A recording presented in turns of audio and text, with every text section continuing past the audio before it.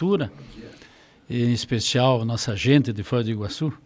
Estive no hospital, muita alegria hoje de poder estar aqui na nossa cidade e poder fazer algo pela nossa gente, em especial pelas pessoas que mais precisam das ações governamentais, que são as famílias que procuram o Hospital Municipal. Você trouxe a informação e o repasse de verbas, né, do governo federal. Exatamente, nós prontificamos lá uma emenda de R$2,5 milhões, fizemos hoje essa entrega, lá estavam os vereadores, o Beni, presidente da Câmara, a Inês, o Marino, a Rosane Bonho, o prefeito Chico Brasileiro, todo o corpo clínico, técnico, administrativo do hospital, da prefeitura, enfim, foi muito bacana, um evento importante, e eu fiquei muito lisonjeado de poder dizer aqui tem R$2,5 milhões para trabalhar na saúde municipal, que um hospital vem sendo muito bem respeitado, sendo respeitado a nível estadual, está sendo uma referência, tem transparência importante e bacana, o Sérgio tem feito um trabalho muito bom lá, isso dá credibilidade ao hospital.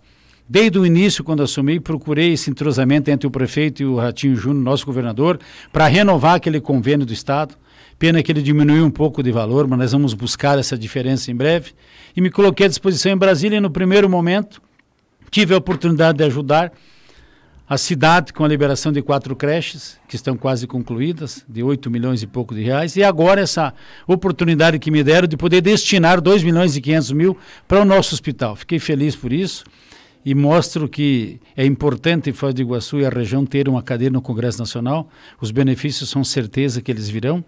E também a obrigação da gente estar lá lutando e votando aquilo que vem em conta do interesse da nossa gente. Então, por isso que eu estou muito feliz hoje. Foi um dia importante na minha vida, por estar aqui como deputado federal, eleito por Foz do Iguaçu e dizer... Está aqui um pouquinho do nosso trabalho que podemos fazer por vocês lá no Congresso Nacional. Antes de abrir aqui para os colegas da bancada, só uma curiosidade. Como é que está sendo viver alguns dias lá em Brasília com temperatura de 42 graus e umidade relativa do ar em 8%? Está difícil, Nélio. Está muito seco, é uma poeira danada, a gente sofre com isso, seca tudo, é difícil. Tá complicado o clima lá. A gente passava em Brasília rapidamente, ia e voltava uma vez por mês, cada 2 meses, 3 meses, ficava um dia ou 2, mas agora permanentemente lá a gente sofre bem mais. Realmente está difícil. Aqui já choveu, graças ao bom Deus, nós conseguimos respirar um ar melhor, mas em Brasília está bem difícil isso, muito difícil, dentro do Congresso Nacional, é fechado, é quente, é difícil lá. Mas vamos enfrentar, estamos lá para isso. Eu mesmo não me candidato a presidente por causa disso. Ah, tá. Da umidade. Aliás, com essa tua declaração, Dante, está tremendo as bases eleitorais no país. Já? Sim. De fato, é só por causa do clima lá que você não vai, né? Isso. Dante Quadra, Diga. Conosco aqui o deputado federal vermelho do PSD, hoje nos dando a oportunidade, mais uma vez, da presença aqui no estúdio da Rádio Cultura. Deputado, andou mais um pouco o nosso projeto de abertura da estrada, reabertura da Estrada do Colono, criação de uma estrada parque, né? Foi para o Senado agora, para as comissões, né? Passando adiante. Quanto que anda isso e como que está todo esse trâmite lá? O que o senhor está esperando? Ótimo, bem colocada a tua fala, Dante. Ele tinha um parecer favorável da Comissão de Transporte, o projeto que está no Senado, que quem cuida desse projeto é o senador Álvaro Dias, e ele foi votado, então, daí no plenário da comissão, por unanimidade, e passou. Hoje esse projeto está na Comissão de Meio Ambiente. Não gostei do senador que se intitulou, se autodeclarou relator do projeto na Comissão de Meio Ambiente. Não gostei. Quem que é ele? É o senador Fabiano Cantalalo, coisa assim. Que partido que ele é? Eu não tenho informação do partido, eu fiquei sabendo disso ontem, que ele avocou para ele essa relatoria. Quem era para ser o relator era o Otto, nosso senador da Bahia, e lá nós iríamos fazer uma tratativa dentro desse projeto, buscando mais uma alternativa do que ele contempla, porque esse projeto contempla apenas uma estrada com pedras, com blocos de pedra. E nós queremos deixar aberta essa oportunidade, que pode ser com um bloco de pedras, com asfalto ecológico, ou uma estrada elevada, que não teria contato com o parque, ou uma estrada mista, parte elevada, parte em solo. Então, essas coisas todas nós estamos discutindo aqui, porque lá na frente é que vai ter esse fórum necessário para dizer o que queremos. Mas hoje é uma discussão que a gente pode adiantar, mas não tem uma estrada definida no nosso projeto que está na Câmara. O nosso projeto está na Câmara, está para ser pautado agora pelo Rodrigo Maia para votar em plenário. Ele cria ele muda a lei, criando unidade parque como estrada, como unidade estrada ecológica como parque, perdão, vou começar de novo. Ele cria a estrada do Colono como unidade de preservação ambiental. Ele cria a estrada parque como unidade de preservação ambiental. Ponto. Diz aqui um ouvinte que o senador não vamos discutir. do Rede. Isso, é Fabiano... É do Rede. Cantarata. É do Rede. Cantarato. Contarato. Contarato, isso mesmo. É da Rede Sustentabilidade, não se gostei. explica, né? Não gostei. A Rede tem uma deputada na Câmara Federal, que é a Índia, aquela. É só ela mesmo. É. A Rede tem mais senadores que deputados. Que era líder dela mesmo, que eu acho um erro isso. E tem uma assessoria total por uma liderança de uma única pessoa que é deputado. Mas voltando ao projeto, esse projeto então não define que tipo de estrada é. Então o que está se discutindo hoje é uma coisa que lá na frente é que vai se solidificar. Mas Vermelho, não é muita picuinha para abertura de uma estrada que favorece tantas pessoas? Vale mais o quê? Uma formiga especial que mora lá, uma árvore com uma folha, ou as pessoas que vivem em torno dessa região? Você viu quem se manifesta contrário. É uma parcela muito pequena da sociedade. A sociedade como um todo, que é uma estrada responsável, ecológica, aberta, não se tem o tipo construtivo ainda de estrada. Eu, por exemplo, eu acho que estrada em pedra lá dentro é ruim, porque é no meio da mata. A estrada em pedra vai dar deslizamento, vai dar afundamento. Daqui 2, 3 anos tem que estar tapando o buraco, com esses calçamentos que afundam. Então é difícil, então tem que construir uma estrada diferente, que não agrida o meio ambiente, ecológica ou elevada. Então essa alternativa, neste projeto que está no Senado, tem que ser posto lá. Nós iríamos tentar colocá-la através de uma emenda. No nosso projeto que está na Câmara, que vai se encontrar com certeza com esse, ele não define que tipo de estrada será. Então, quando a pessoa diz que é contra, ela não sabe o que está falando. Não está definido que tipo de estrada é, não sabe o que é hoje. A China tem uma estrada de 1.000 quilômetros que liga o Paquistão com a China, se não me engano.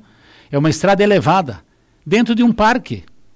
Tu já pensou se nós construímos, Enes, uma estrada elevada dentro do Parque Nacional, sem interferir no parque? Quanto turismo nós agregaríamos a nível nacional e internacional, chegando pelo Sudoeste, desaguando em Foz do Iguaçu, passando por Serranópolis e Medianeira? Essa coisa tem que vir para o debate. Não apenas eu sou contra porque isso, porque isso, porque aquilo. Vai ficar uma fenda na mata. E a fenda no coração das pessoas que tiraram o direito de ir e vir? A fenda na alma das famílias que resistiam lá, que residiam lá, que não pode mais passar por essa estrada, que foi criada antes da existência do parque. Tem que trazer o debate à tona, não apenas emitir um parecer. Eu sou contra por isso, porque é um crime. E quando abriram a Transamazônica, que crime fizeram? Os Pampas, o Cerrado, a Belém-Brasília. Quanta estrada abriram no meio da mata e da selva? Estrada da Graciosa, em Curitiba. Graciosa existe 24 estradas-parques no Brasil. Nós estamos falando hoje de uma estrada que representa 0,00586% do parque. Já falei esse exemplo aqui na Rádio Cultura para vocês. É o mesmo que tirar R$35 de R$1 milhão. É isso que representa a estrada dentro do parque. Agora, se no ano o homem foi para a Lua, já faz quantos anos? Se hoje nós não temos condições e competência de criar uma estrada ecológica certa, restrita, para caminhão, só para trânsito pequeno, de turismo, ambientalmente correta, aí nós podemos se entregar. O deputado, não está faltando, quem sabe, porque a gente está vendo o pessoal que é contra por motivos ambientais e o povo que é a favor por motivos de desenvolvimento regional. Não está faltando um estudo técnico, a parte de tudo isso, para dizer, claro, para que mostre o impacto exatamente que claro, a estrada Dante, pode causar? Mas claro, já tem isso. É aquilo que eu acabei de te falar. Que impacto causaria esse percentual que representa nada? E que tipo de estrada será? Daqui a um pouco nem esse impacto causará. Tem gente de fora, já do Brasil, querendo trazer recurso para cá para fazer uma estrada ecológica. Claro, é uma estrada que vai cobrar pedágio. Mas quem que não quer conhecer, passar por um parque respeitando a fauna, a flora, ambientalmente correto, passar por uma estrada, entrando pelo Sudoeste, saindo no Oeste do Paraná? Isso é o turismo a nível nacional e internacional, pode apostar. Nós não temos muitas alternativas, nós temos que criar mais alternativas de turismo, que, claro, vem em conta do que você falou, vai gerar impacto econômico, social, para as duas regiões, o Oeste e o Sudeste, e para o Paraná e para o Brasil. É uma alternativa a mais. Agora, dizer simplesmente não quero, sou contra, é um crime, alto lá. É que tem gente que é contra tudo e a favor de nada. É verdade, né? Você vê, a pessoa às vezes coloca a posição, mas o mundo é moderno, a coisa evoluiu, avançou. Nós podemos e devemos hoje fazer uma coisa muito responsável e o Brasil tem condições para isso. Há o posicionamento já do governo do Estado favoravelmente, do presidente Jair Bolsonaro favorável, o ministro Ricardo Salles favorável, o Ministério Público Paranaense se manifestou favorável a uma estrada responsável ecológica. Itaipu se mostrou, se for uma estrada construída dentro de uma normalidade ambiental, preservacionista, e que deu direito de ir e vir das pessoas e de integrar o ser humano com a natureza, a Itaipu é parceira. Então não basta ser contra, tem que justificar, discutir. E essa discussão nós vamos trazer para a comunidade, quando aprovar a lei. Aí sim vamos sentar com o IBAMA, com o IAP, com o Ministério Público, com a sociedade civil organizada, enfim, com todos os segmentos e dizer que tipo de estrada queremos, o que pode e o que não pode. Eu já sei que não pode passar caminhão. Não precisa. Nós queremos uma estrada ecológica para o turismo, para a ligação das regiões, carro de passeio, van de turismo. Isso só vai agregar coisas boas. E é através do turismo que esse país vai sair da crise. Escreva. Vamos votar em breve agora a legalização dos cassinos. Já estamos em pauta com o Rodrigo Maia. São coisas que vai agregar valor para a região, para a nossa cidade e para o Brasil. Nós estamos perdendo quase 30 bilhões por ano de impostos que está indo para fora por não ter um hotel, grande hotel resort com um cassino, onde as pessoas podem vir assistir um show, um teatro, jantar, jogar. Quem tem o dinheiro vem participar e gerar emprego para nós. É isso que nós queremos. Aproveitar. O mundo é assim. Por que o Brasil é diferente? Enes Mendes da Rocha. Deputado Vermelho, a Câmara Federal aprovou, um tempo até curto, esse dispositivo que regulamenta exatamente o financiamento de campanhas eleitorais e na ponta, em 2020, as campanhas de prefeitos e vereadores.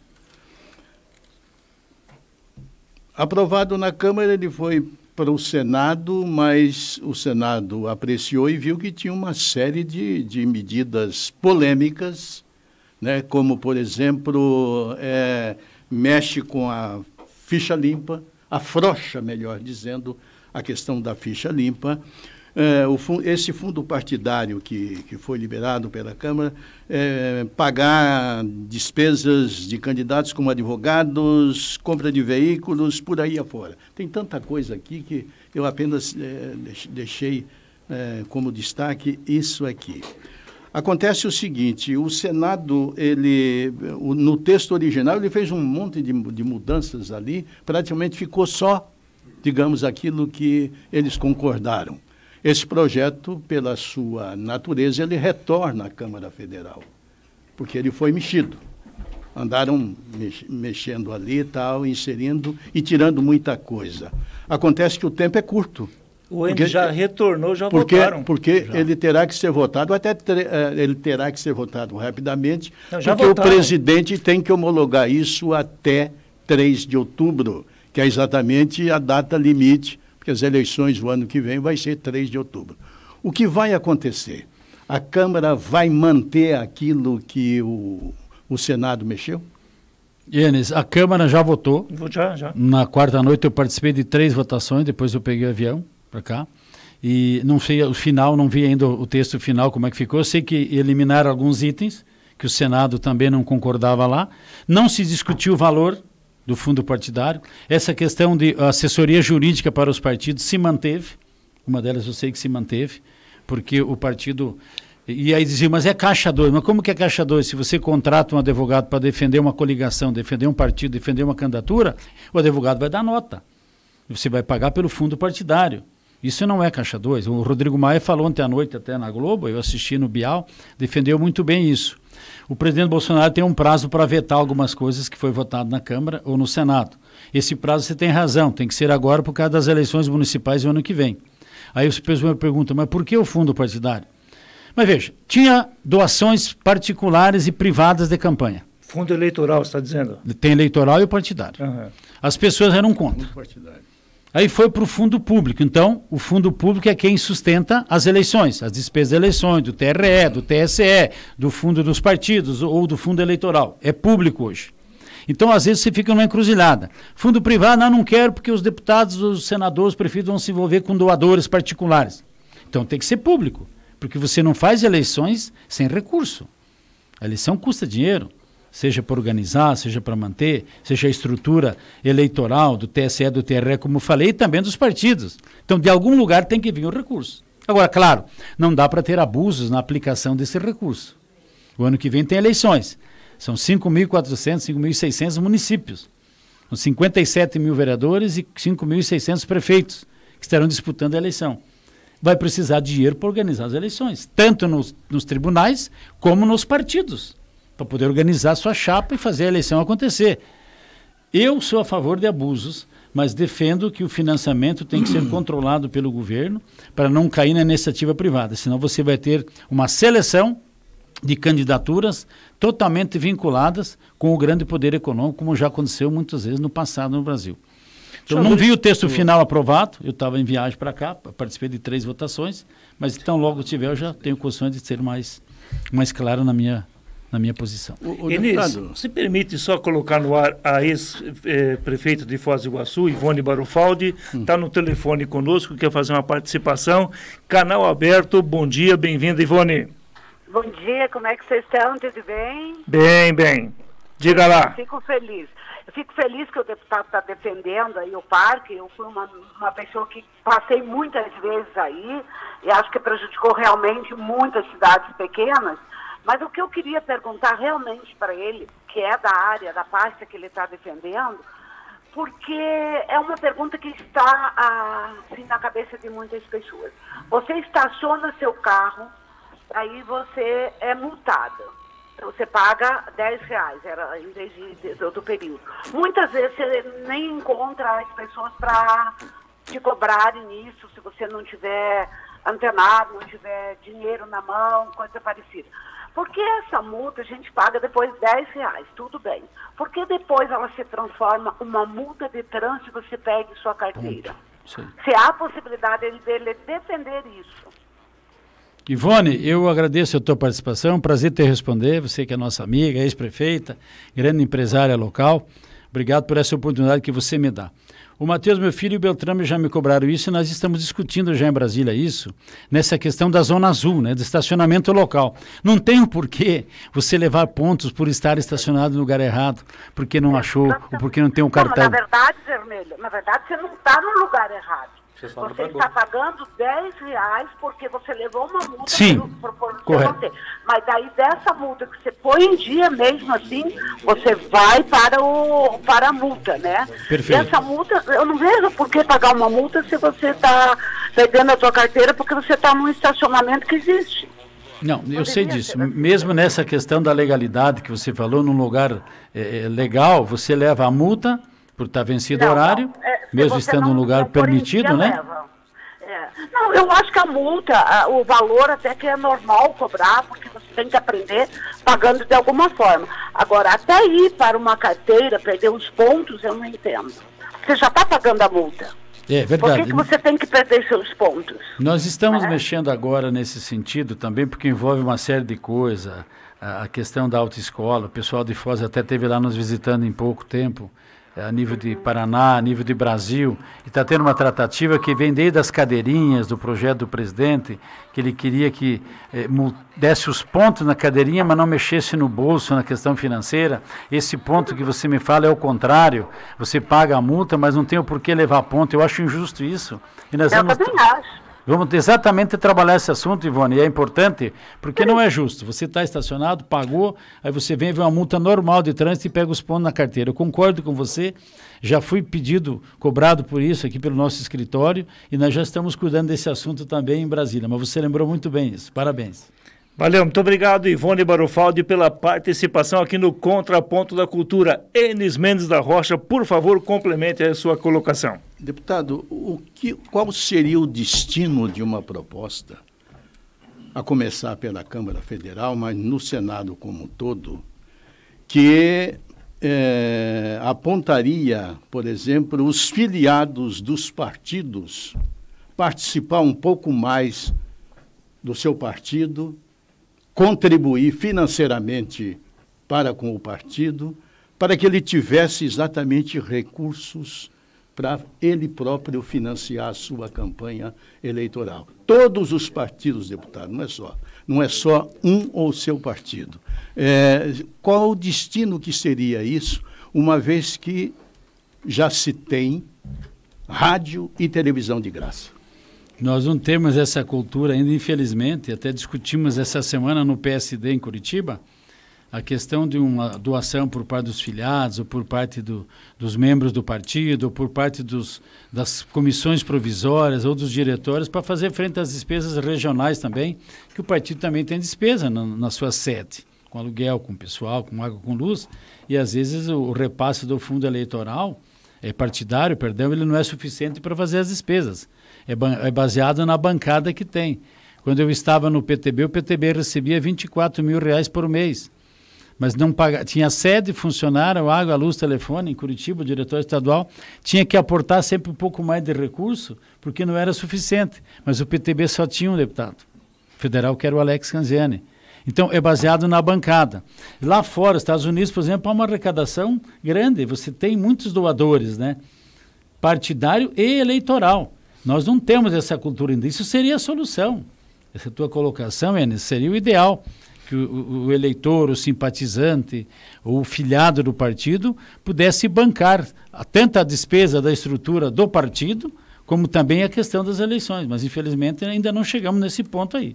Espero que um dia possamos ter o recurso como alguns partidos já têm. Agora, tem alguns partidos também que se panca de bonzinho na questão do fundo partidário, mas é financiado também por empresas ou por gente de grandes posses e que mantém as candidaturas. Então, falar é fácil. Agora, na hora H de vir a verdade, muita coisa é falácia, mas, na verdade, há financiamento, sim, por fora, além do fundo eleitoral. E já teve essa encrenca, inclusive, essa semana na Câmara sobre isso.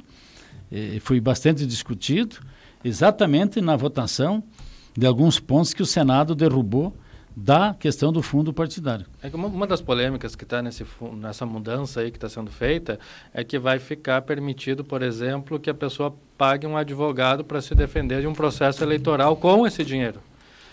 Né? E aí fica estranho, né? Porque a população vai ter que pagar para aquela pessoa que foi denunciada pela Justiça Eleitoral se defender. Na verdade, isso era a discussão que estava sendo feita na Câmara essa semana. O advogado vai cuidar das candidaturas, vai cuidar da chapa, vai cuidar da coligação até o seu final. Se tiver processo, ele tem que responder. E isso, a lei está permitindo, que foi votada, para que isso seja usado o recurso do fundo partidário.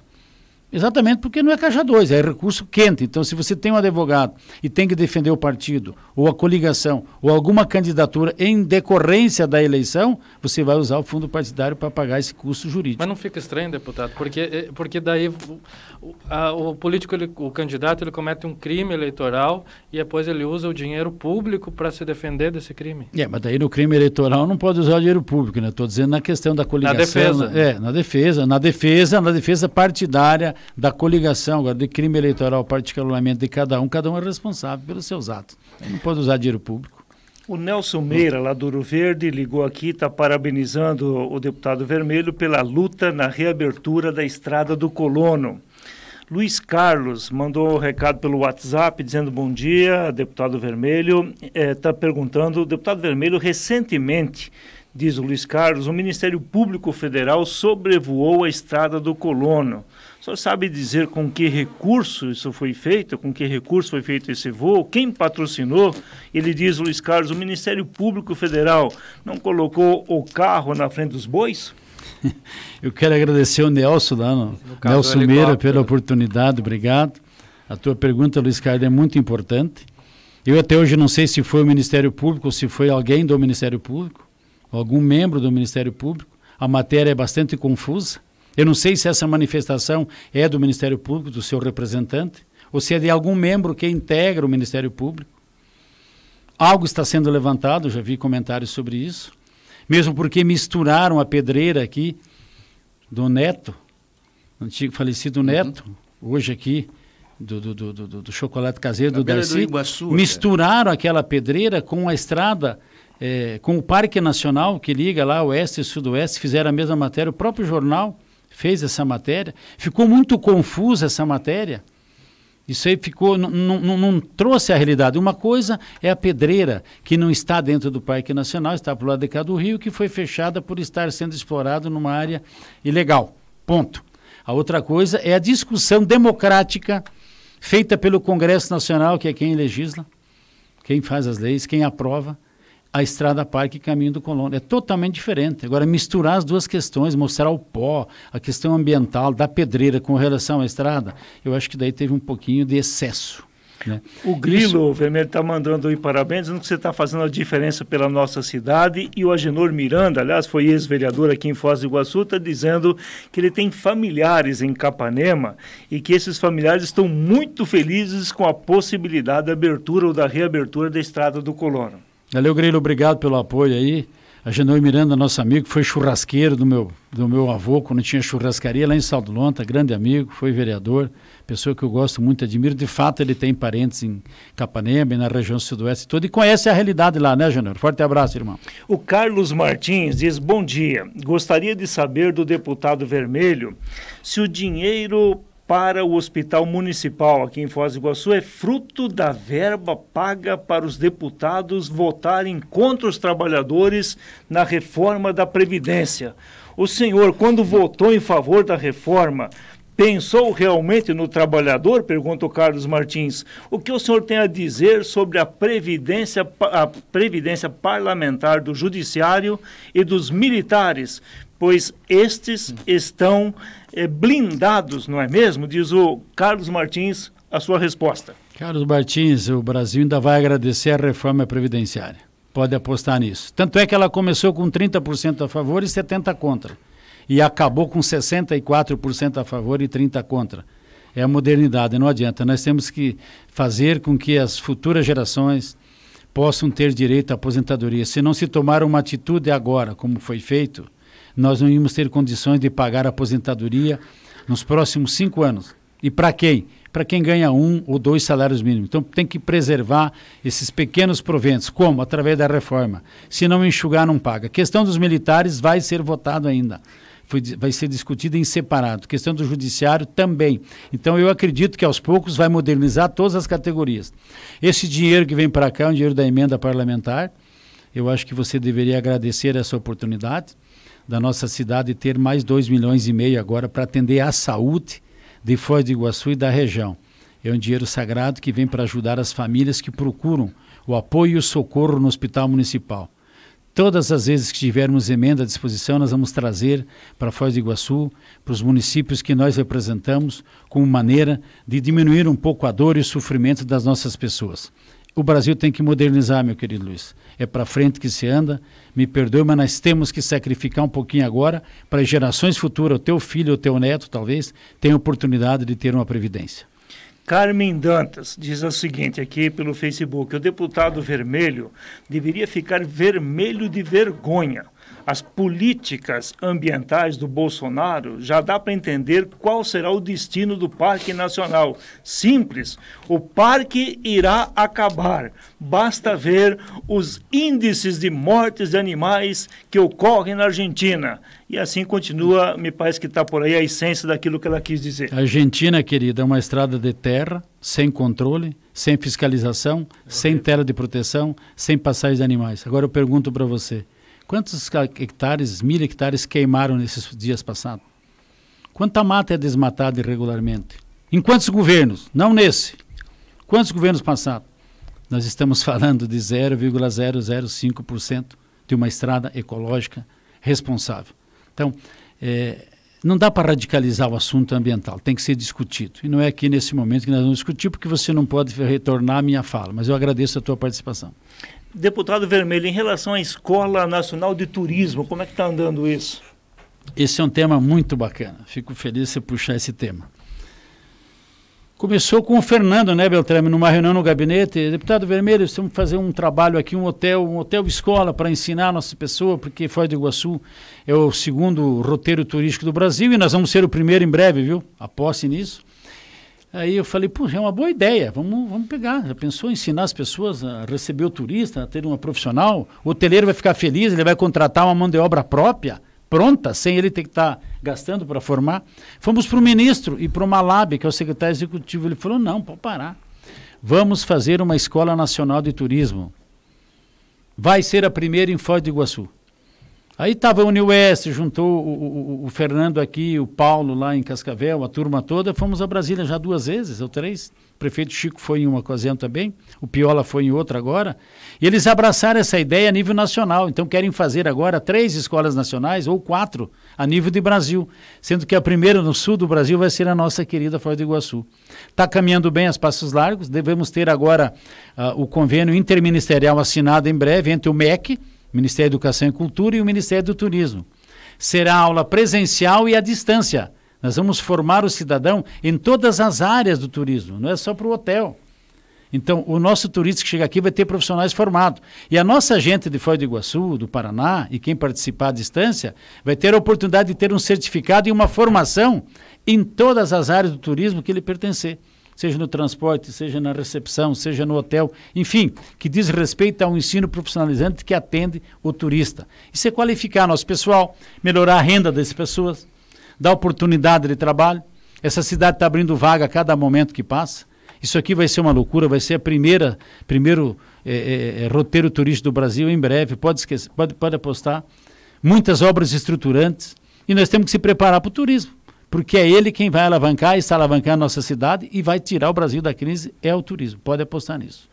A Dirce está mandando aqui uma pergunta, se tem algo que já está sendo feito ou pode ser feito em relação à prova do Revalida, aí está envolvendo a questão da medicina, para aqueles que são dos mais médicos, ou seja, quem está se formando aí nos países vizinhos, imagino que é a essência da pergunta da Dirce.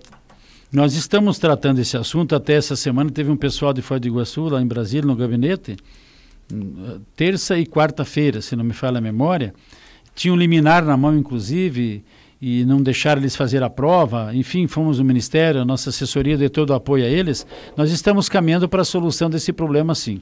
Já discutimos isso na questão com o Mandetta, estamos discutindo na questão do MEC, acho que em breve nós teremos a solução desse problema, porque o Brasil precisa, inclusive, desses profissionais. Claro, alguma coisa vai ter que ser feita a nível de teste de aptidão para que ele possa exercer no Brasil, mas de uma maneira melhor do que era. Isso já está sendo feito, o Mandetta está bem empenhado nisso e o Ministério da Educação também. Acredito que teremos notícias boas em breve.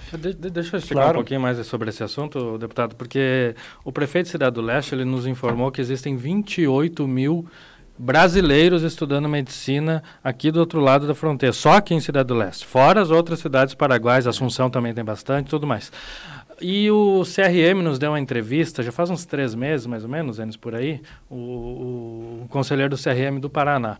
Ele me assustou um pouco quando ele disse 2 coisas. Ele falou, primeiro, que o CRM não vai mais permitir a abertura de curso de medicina no Brasil, porque ele acha que os que foram abertos nos últimos anos são de má qualidade e não vai mais permitir que mais sejam abertos com má qualidade, por isso é deixar os que tem e acabou. E quanto ao Revalida, desde 2017, não é que os brasileiros que estudam fora do Brasil não passam no Revalida. Não é feito o Revalida desde 2017 e temos várias turmas que se formaram esse ano em medicina aqui em Cidade do Leste e não tem expectativa de fazer o Revalida porque o CRM também não dá data, não dá prazo, não dá informação quando que vai ser o próximo. E alguns impetraram o mandado de segurança e conseguiram eliminar e o Ministério não queria aplicar a prova. Por isso que eles estavam lá essa semana. Como que fica com essa briga aí com o CRM para deixar Eu não conheço essa briga da classe, porque eu não sou dessa classe, eu só sei que algo está sendo feito para pegar toda essa mão de obra qualificada, que é o 3º grau, a medicina, os médicos, que está precisando no Brasil para poder trazê-los de volta aqui trabalhar. Em especial, claro, os brasileiros. Nós já tivemos os cubanos que prestaram um bom serviço aqui no Brasil. Muitos ficaram. Muito bom, por sinal. Foram embora, mas agora nós temos que aproveitar, sim, essa mão de obra nossa, qualificada, mas, claro, com um teste que eu revalido e que ninguém é contra. Eles só querem que marca a data e ele diz, eu estou apto a prestar medicina no Brasil. Minha formação é no Paraguai, é no Chile, é na Bolívia, é na Venezuela, não importa. Ele vai passar por esse teste. Agora, a questão do CRM de contra a abertura de novos cursos, eu acho que a questão está ligada ao MEC, não é apenas a entidade de classe que é o CRM. Aliás, e talvez com esse pessoal com a facilidade de serem brasileiros, né, que poderiam fazer e poder vir atender depois a população aqui. Tem áudio enviado pelo WhatsApp da Cultura, põe no ar, Matheus Felipe. Bom dia. Bom dia. Eu até gostaria de fazer uma colocação, que né, o deputado falou em questão de cadeirinha, né? Eu acho que isso aí é meio... se contradiz, né? Porque de um ponto, na BR até concordaria com o uso de cadeirinha. Agora, dentro do período urbano, poderia ser opcional. Porque se uma pessoa leva seu filho dentro do carro, com todos os cuidados, se não tiver cadeirinha vai ser multado. Agora, se estiver dentro de um táxi, um transporte escolar, um ônibus coletivo, aí não é obrigado. Quer dizer, o que tem dentro desses automóveis? São blindados, tem uma proteção externa, que não vai acontecer nada. Então, ou é para todos, ou se altera essa medida, porque dentro do perímetro urbano, por exemplo, agora com essa nova modalidade de transporte por aplicativo, o transporte por aplicativo é obrigado a ter cadeirinha, e é um transporte igual a um táxi. Então, alguma coisa tem que alterar na legislação também. Tá bom, foi o Baldinho. Vamos pôr mais um áudio aí, depois o Vermelho pode responder as duas questões de uma vez só. Eu também concordo com a abertura da estrada do Colono, porque nós temos parente em Capanema e a gente ia por cima, né? Gastava muito. Agora descobrimos que tem por Argentina, a gente vai por ali mais perto, mas nunca encontramos bicho morto na estrada. Então, é muito bom se abrir. Vai ser bom para Capanema, para nós, para Medianeira, para todos os daqui da região, né? Parabéns para quem ensinou para a reabertura. Ok, foi a Verônica e o primeiro sobre as cadeirinhas é o Baldinho. Quer fazer alguma... Você quer complementar a pergunta do Baldinho? Não, tá bom. Sobre a obrigatoriedade de cadeirinha em táxi, certo, aplicativo e vans, elas são obrigadas também, sim. O taxista ele tem que ter uma cadeirinha e você, quando liga para o táxi, você já pergunta, já avisa, né? Eu vou ter uma criança para carregar e aí vem um com cadeirinha. O aplicativo é a mesma coisa, pode ser multado, é a mesma lei de trânsito, né?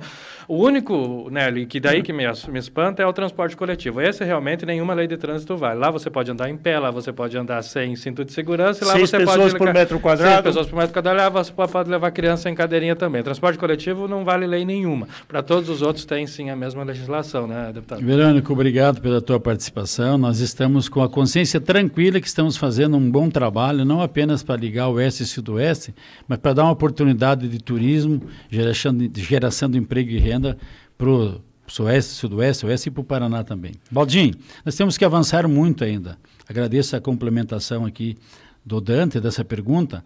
Esse projeto não foi apreciado ainda, ele está bem complexo, como está complexa a questão das autoescolas, a questão do monitoramento, como é que chama lá, a prática, a aula prática também, o tempo que vai fazer. Tem muita coisa a discutir. E acredito que tem que ser, claro, como o Dante falou, já prevê a lei nos aplicativos e no táxi. O maior problema nosso é o transporte coletivo. Mas nós temos que preservar a cidade. Eu discordo um pouquinho de ti quando se fala que na cidade não. Na cidade tem mais risco de acidente do que na rodovia, porque a cidade a cada 100 metros ou menos tem um cruzamento. E é o encontro e o fluxo de veículos permanentemente. Então o cinto de segurança, a cadeirinha na cidade é mais que urgente e necessário ainda na cidade, eu entendo assim, do que na rodovia.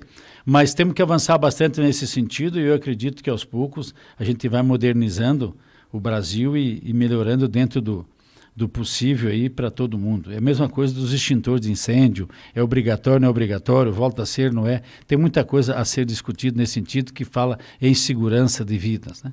O Denilson está dizendo o seguinte aqui, pergunta para o Vermelho se algum deputado tem coragem de cortar nos seus próprios gastos, que tem muito benefício nos salários, e além dos que os salários são altíssimos. Quanto custa um deputado por mês para o país, pergunta o Denilson.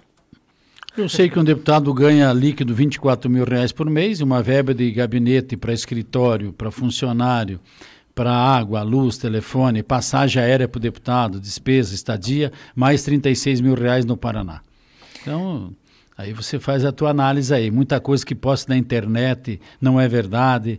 E tem muita coisa. Eu disse esse dia, mas por que ninguém defende? Aí o cara falou, vai lá você defender. Você vai ver o que vem de volta. É mentira, sem vergonha, vagabundo, ladrão, ninguém quer defender. Eu falei, mas a instituição tem que defender, né? Então eu acho que a gente tem que levar a coisa com seriedade.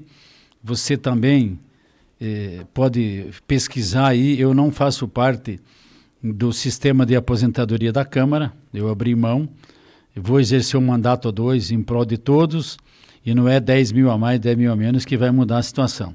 Agora, abrir a mão, você não vai pagar para ir lá também trabalhar. Quando eu falo que ganha X mil é mentira, está aí aberto hoje, eu já abri o Olerita, inclusive, abri auxílio paletó, as coisas, nada, é mentira, nada disso existe. Então tem muita coisa na internet que roda que é fake news, que é mentira. E as pessoas às vezes vão repassando. Inclusive está sendo votada uma lei com relação a isso. Então tem que se atualizar bastante nesse sentido e poder saber a verdade. Eu acredito que nós estamos fazendo um mandato muito bom. Esses recursos aqui, nós temos 3 escritórios mantendo em Foz do Iguaçu. O escritório é no Sudoeste e um escritório na capital. Tudo isso é pago com esse dinheiro, desses R$36 mil de verba de gabinete. E mais o salário do deputado, que é 30 e poucos mil, que líquido dá 24 mil. E a minha contribuição é da Previdência normal. Eu pago sobre 5 salários mínimos a Previdência. Está aí meu olerite para comprovar. O Orfeu, lá do São Roque, está dizendo que a questão das autoescolas, que é, na opinião do Orfeu, que elas fazem o aluno reprovar só para cobrar novamente o teste que custa R$260. Está na bronca aí, ele põe até aí uma acusação mais pesada depois. Segundo ele, não deveria reprovar, porque motorista que não sabe nem ligar uma seta. Mas quem reprova mesmo é o Detran, porque a autoescola, se ela tiver acima de um limite de reprovação, ela perde o convênio dela com o Detran, então eles fazem questão que seu aluno passe, né? É lá no Detran que o negócio é bem complicado mesmo.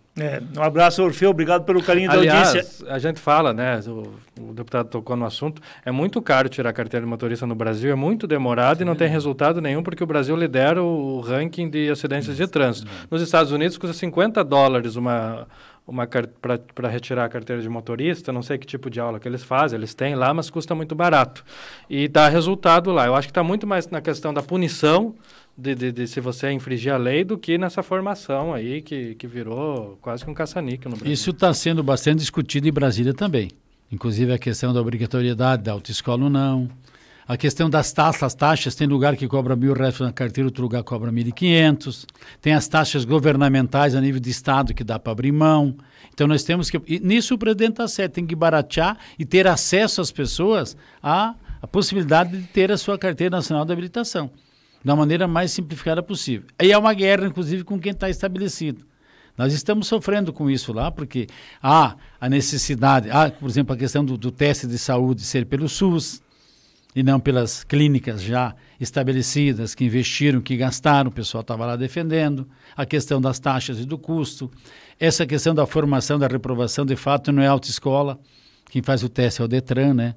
Então tem que ver a preparação, se está fragilizada ou não.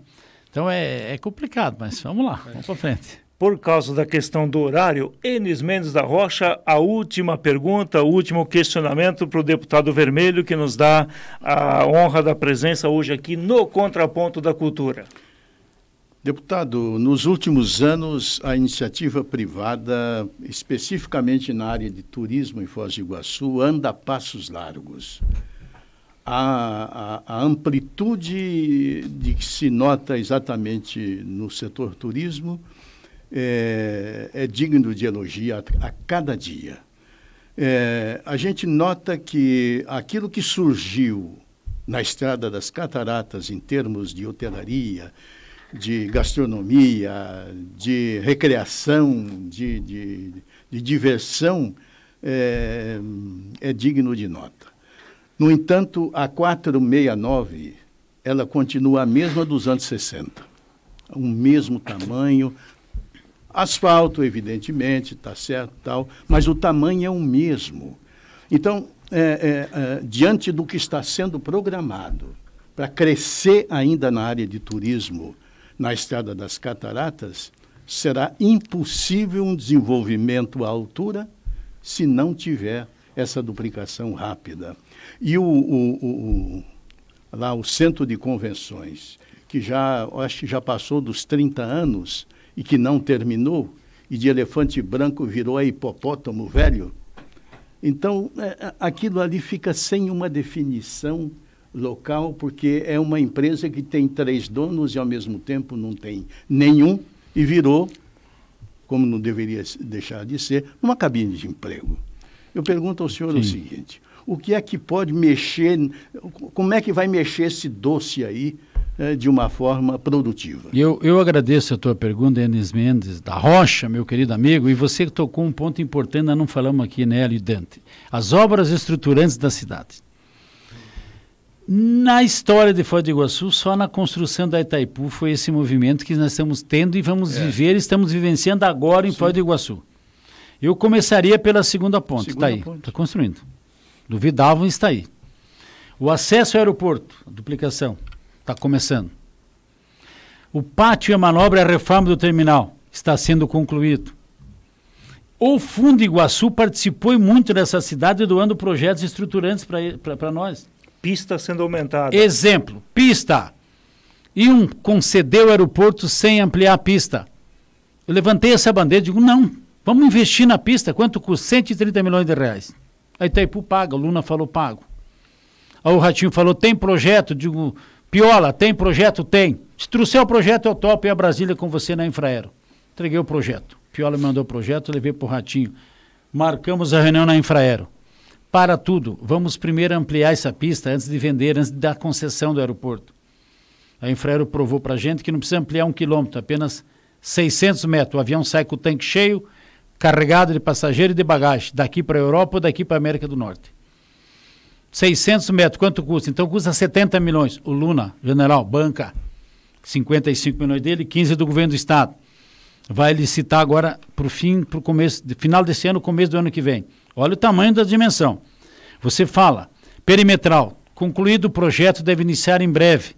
É uma obra atrelada à ponte, que ela é mais necessária hoje do que a ponte, pelo ponto de vista de segurança. Já falamos desse assunto aqui, Dante. Mas vai iniciar agora também. 469, o governador Ratinho Júnior fez compromisso de público que ia fazer a duplicação. Está em parceria com a Itaipu mais uma vez. Gloriosa Itaipu, Adelino, como você diz. A gloriosa Itaipu vai ajudar a duplicar a 469, que é a mesma estrada e que não suporta mais. São obras estruturantes que a cidade vai viver e está vivendo grande. Isso aqui vai ser uma coisa de doido, coisa de louco. Por isso que tem que preparar nosso pessoal para o turismo, a escola, enfim, é tudo. Vamos discutir agora à tarde a Arena Multiuso.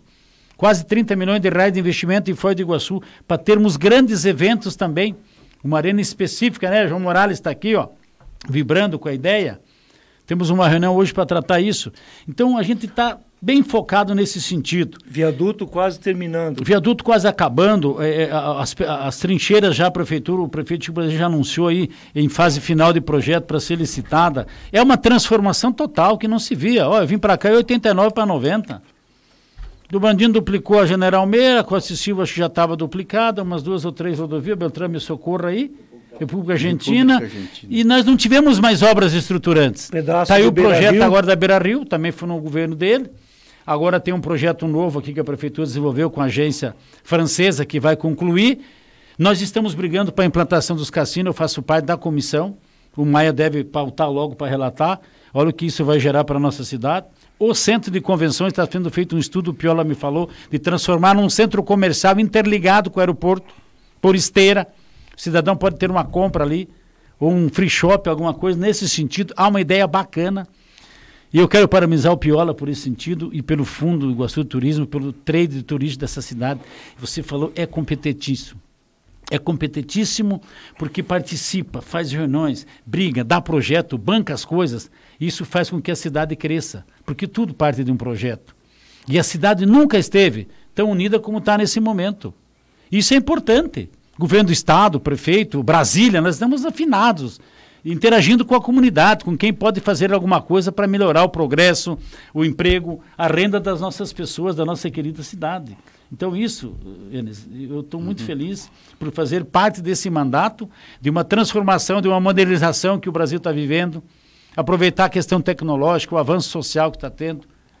Isso aí nos diz respeito, vamos fazer esse mandato focado nisso, na melhoria, na modernidade, no progresso, no avanço, sempre com respeito às instituições. Deputado Federal Vermelho, obrigado pelo seu tempo dedicado, pela presença aqui e esse espaço final para algo que ainda queira dizer para o ouvinte da cultura, que talvez não tenha sido perguntado, questionado, não tenha sido provocado. E agradecer ao ouvinte, agradecer a vocês de coração que sempre me recebe aqui com muito carinho, a bancada competente, ao sonoplasta, agradecer a diretoria da emissora e dizer que o Beltrame me lembrou aqui, o nosso ministro do Turismo, que diz muito respeito à nossa cidade, já veio 4 vezes em Foz do Iguaçu, em 8 meses.